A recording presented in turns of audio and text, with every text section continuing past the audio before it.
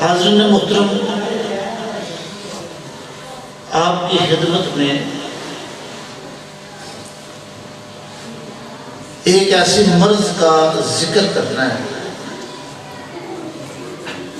جس مرض نے اس دور میں امت کے ایمان کھوکھلے کر دیے ہیں۔ اللہ تبارک تعالیٰ کی رحمتوں سے، برکتوں سے امت کو محروم کر دیا ہے۔ اس مرض نے اللہ تبارک تعالیٰ سے امت کو دور کر دیا ہے۔ اس مرض نے امت کے دلوں کو مردہ کر دیا ہے، سخت کر دیا ہے، آخرت کا، دنیا کا بہت نقصان کر دیا ہے۔ اس مرض کا نام ہے انٹرنیٹ، واٹس ایپ، جس کا نام ہی سپ ہے۔ اس کا کام کیا ہو؟ بڑی غور و فکر کی بات ہے۔ واٹس ایپ، جس کے آخر میں آتا ہی سپ ہے، تو سپ کا کام ڈنگ مارنا ہے، کاٹنا ہے۔ سانپ دشمن ہے انسان کا۔ چلتے چلتے آپ کو بات بتا چلوں، موضوع ہمارا ہو رہا ہے، سانپ کو مارنا ثواب ہے، جیسے کافر کو مارنا ثواب ہے۔ جو لوگ سانپ کو اس لیے بھی مارتے کہ جوڑا ہے، ایک کو مار دے دوسرا ہمیں مارے گا، یہ بات سخت گناہگار کر دیتی ہے مسلمان کو۔ اس کی کوئی حقیقت نہیں، بلکہ یہ شرک کے قریب جاتی ہے۔ یہ نہیں کہنا چاہیے کہ میں نے نر کو مار دیا تو مادی میرا پیچھا کرے گی، وہ مجھے، اس کے پاس غیب کا علم نہیں ہے، تو یہ اسلام سے منع کیا۔ موضوع ہمارا چل رہا تھا کہ جو انٹرنیٹ ہے، واٹس ایپ ہے، جس میں آج امت مبتلا ہو چکی ہے۔ بڑے بڑے سمجھدار اس مرض میں مبتلا ہو چکے ہیں۔ بڑے عبادت گزاروں کی عبادت کو انٹرنیٹ نے لوٹ لیا ہوا ہے۔ بڑے بڑے دنا لوگوں کی عقل کو اس نے لوٹ لیا۔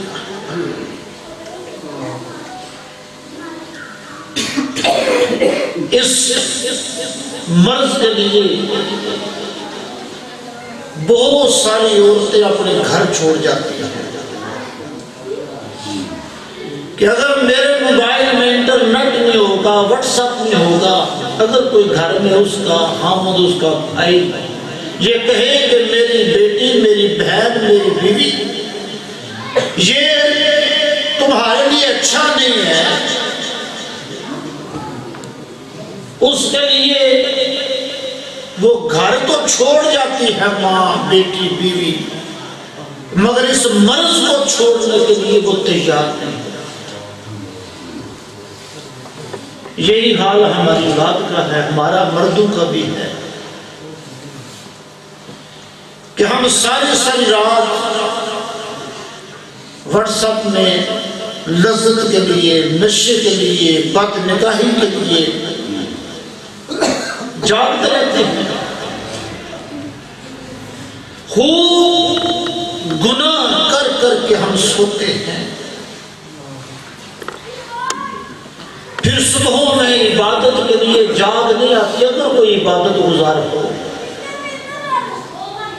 آج تو 1000 میں سے 2 بندے نمازی ہیں، اگر تعداد شمار کی جائے تو آپ کے گاؤں کی تعداد کرو تو 50,000 تو ایسے کر لو ہوگی، 50,000 میں شاید 200 بندہ نمازی ہو، کوئی 2 پڑھتا ہوگا، کوئی 3 پڑھتا ہوگا، 5 پڑھنے والے بہت کم ہوں گے، 2 یا 3 نمازیں پڑھنے والا بھی اسلام نے مجرم قرار دیا ہے۔ بہرحال کچھ تو ایسے ہیں کہ جو پہلے 5 وقت کے نمازی تھے، اگر اس مرض میں مبتلا ہوئے آہستہ آہستہ ان کی نمازیں بھی جاتی رہی۔ اگر نماز پڑھتے بھی ہیں، اس مرض میں مبتلا بھی ہیں، تو سمجھ لیں ہماری نماز بہت کمزور ہو چکی۔ آج کا بیٹا اس باپ کو تلاش کر رہا ہے، اس ماں کو تلاش کر رہا ہے کہ جن کے ہاتھ اٹھانے سے بیٹے کی مشکل دور ہو جاتی تھی، ماں کی باپ کی دعا بیٹے کے حق میں قبول ہو جاتی تھی۔ بیٹے کو نوکری نہیں ملتی تھی، ماں ہاتھ اٹھاتی تھی، اس کو نوکری مل جاتی تھی۔ اگر بیٹا کینسر میں مر رہا ہوتا تھا تو ماں ہاتھ اٹھاتی تھی، ماں کی ممتا رب دیکھ کر بیٹے کو کینسر سے شفا دیتا تھا۔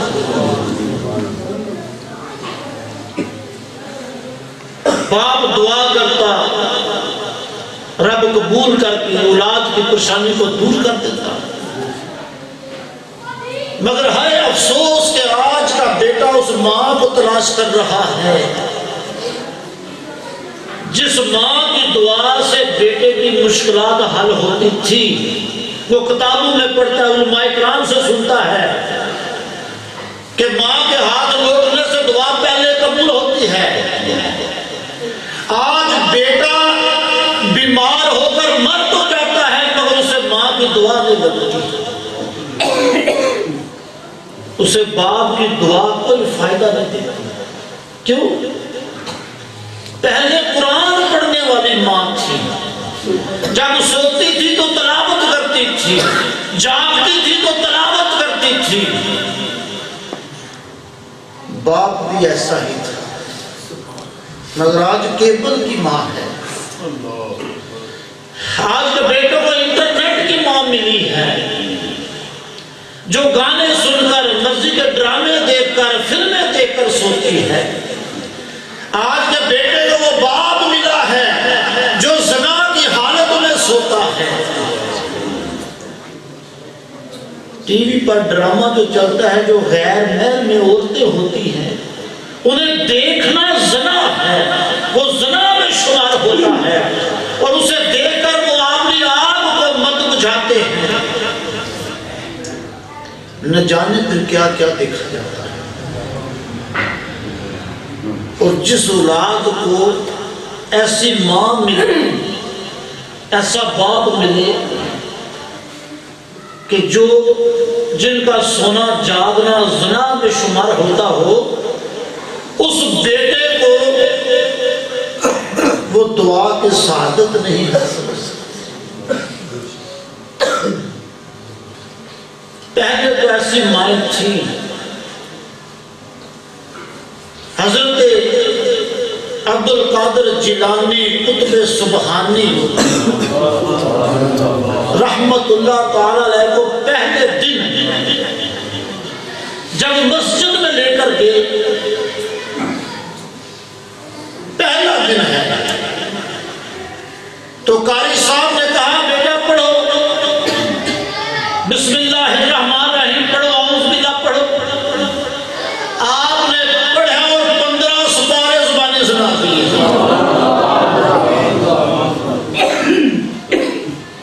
قاری صاحب کا تعجب میں انتہا نہ رہی، حیران کے حیران رہ گئے۔ آپ نے دیکھا اور آپ نے کہا بیٹا میں نے تو اعوذ باللہ کہا تھا کہ میں آپ کو سکھاؤں، آپ نے 15 سپارے مجھے سکھا دیے۔ بیٹا یہ کہاں یاد کیے ہیں؟ آپ فرمان لگے میری ماں کو 15 سپارے حفظ تھے، جب وہ صبح اٹھتی گھر کی صفائی کرتی تو تلاوت کرتی رہتی. ابھی میں ماں کے پیٹ میں تھا, گھر کا سالن تیار کرتی تو تلاوت کرتی رہتی. اگر آٹا تیار کرتی تلاوت کرتی. تو میری ماں صبح اٹھ کر تلاوت قرآن کرتی تھی تو میری روح نے ماں کے پیٹ میں 15 سپارے حفظ کر.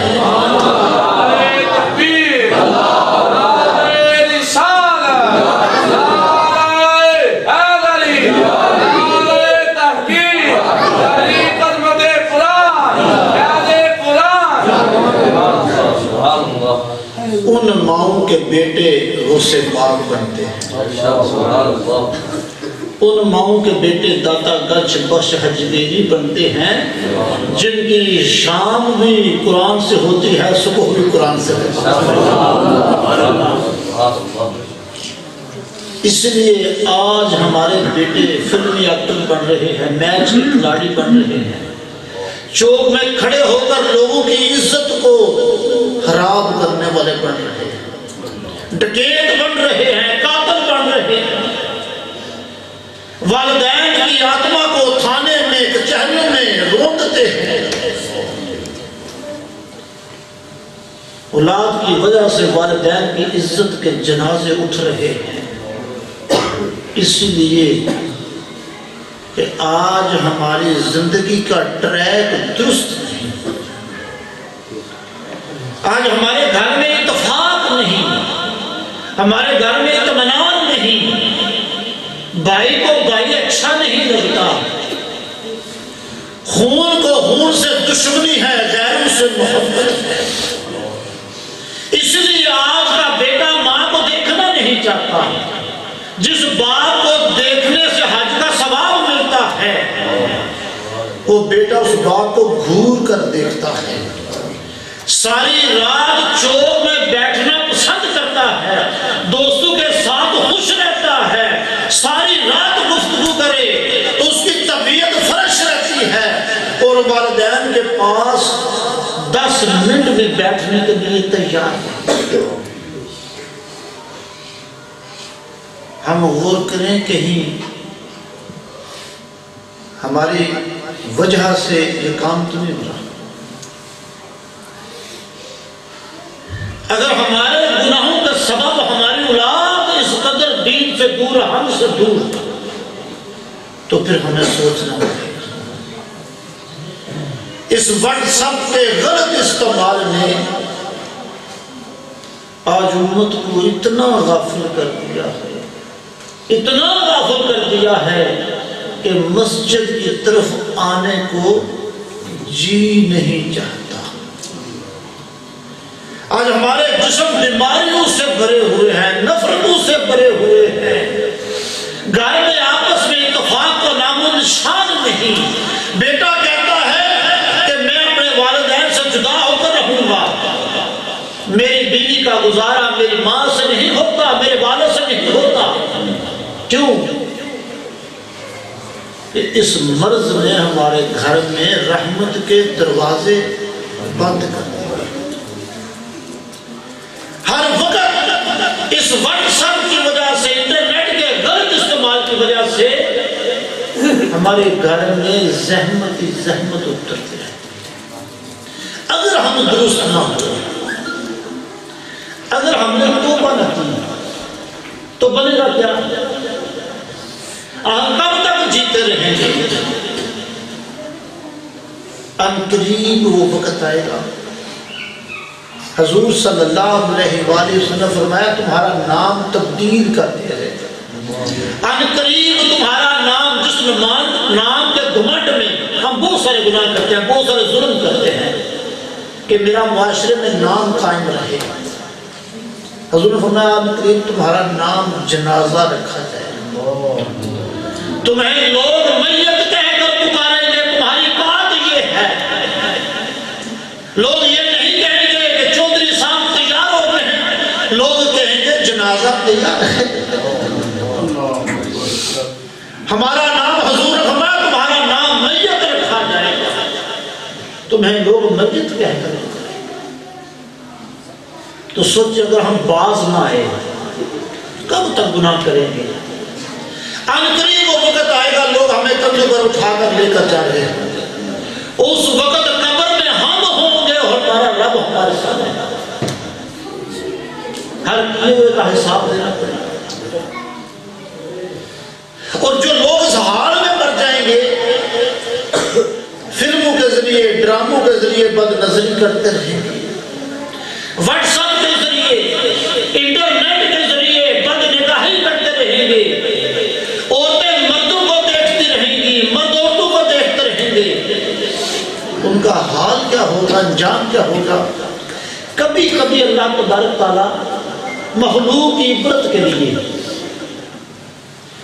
ایسے واقعات رونما فرماتا ہے، تاریخ میں گواہی ہے، تاکہ میری مخلوق اس سے عبرت حاصل کرے اور توبہ کرے اور اپنے رب سے ڈر جائے۔